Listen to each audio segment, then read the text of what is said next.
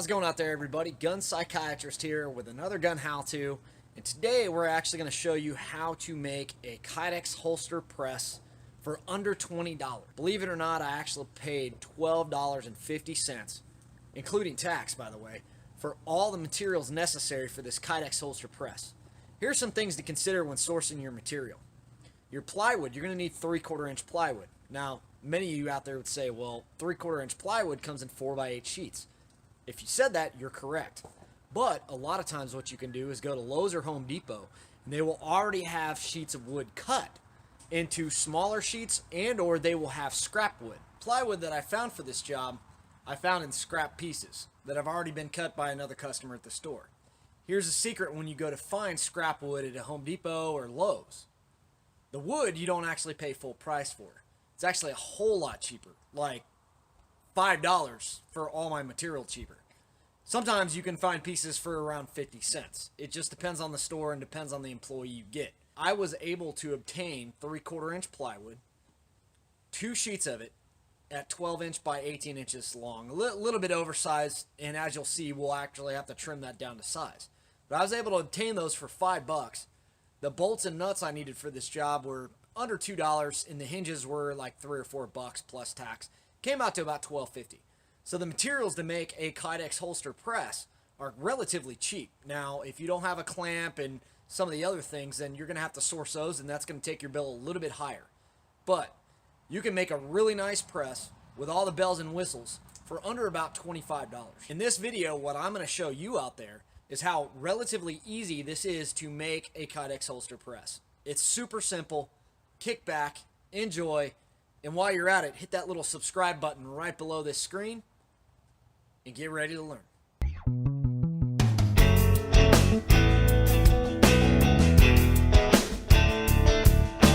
So these are going to be your required materials. 2 12 by 18 by 3/4 pieces of plywood.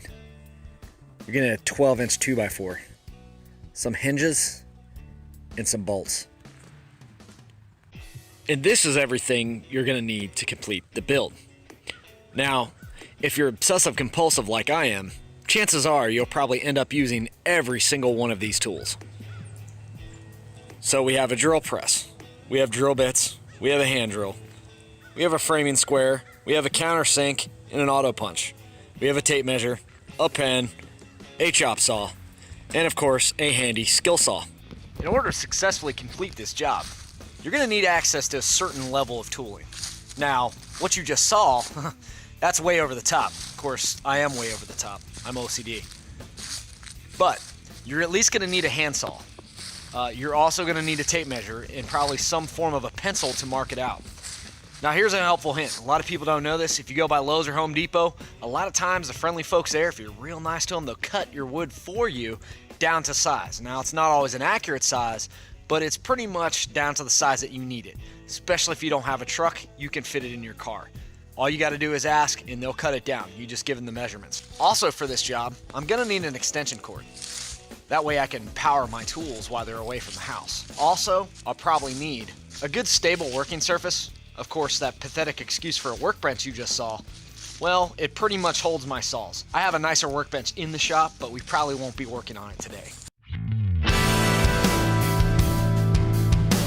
So first, we're going to start this project by laying out all our stuff in the pieces that need to be cut. When I say laying out, what I mean is we want to make our marks. These pieces are all square. They're 12 by 18 inches squared.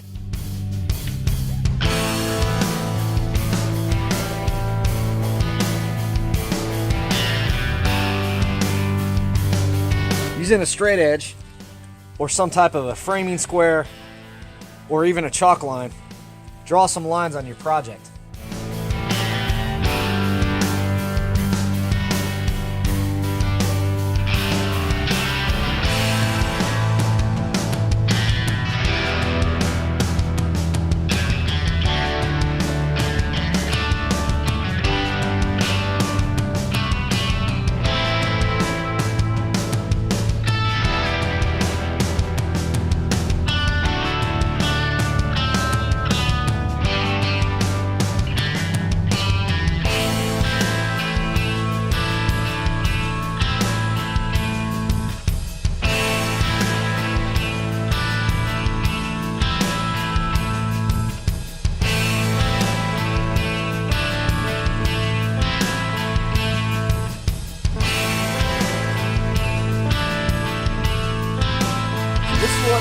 like once you have all your pieces cut.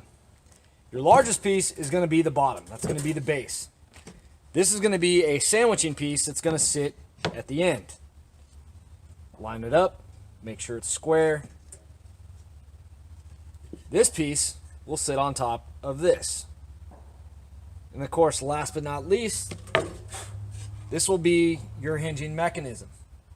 Will open and close. So the first thing we need to do is we need to figure out where on earth we're going to have to drill holes for the gate hinges and the bolts. So here is a standard gate hinge. So I don't want these right on the edge because I'm going to be drilling bolts through. So what I want to do is I'm going to do a 1-inch offset on each of these.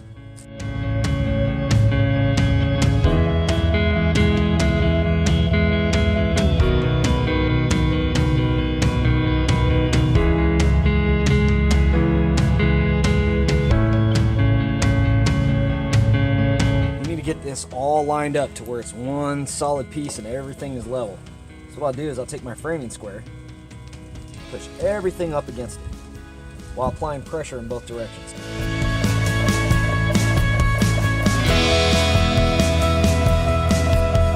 So if you really want to cheat on this, you can use a drill bit used for drilling AK-47 gas blocks because they're like extra long.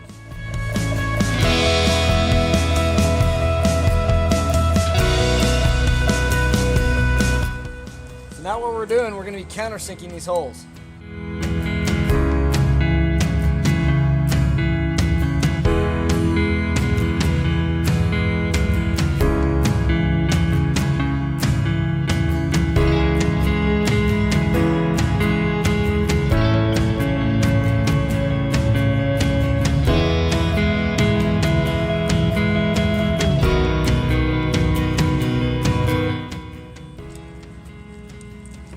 So if you're using 3/8" bolts, like I am, you are going to need to take a 1/4-inch drill bit to drill the holes out.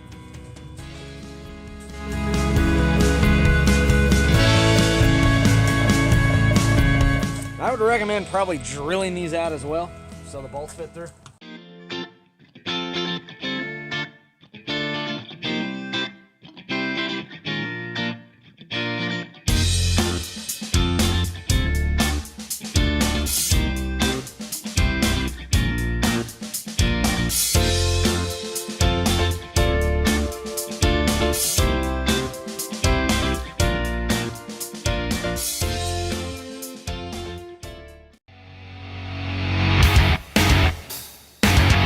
So now that we've installed these, we'll end up tightening these down in a minute.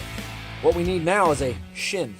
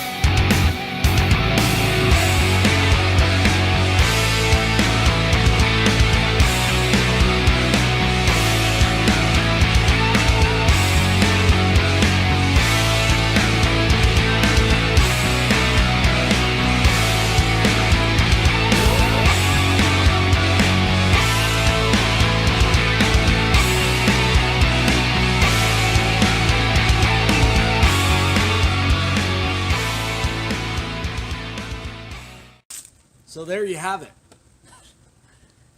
This is a holster making press simplified. And of course we're going to put our foam pieces in here, so we'll probably use some double-sided tape or something like that to secure them.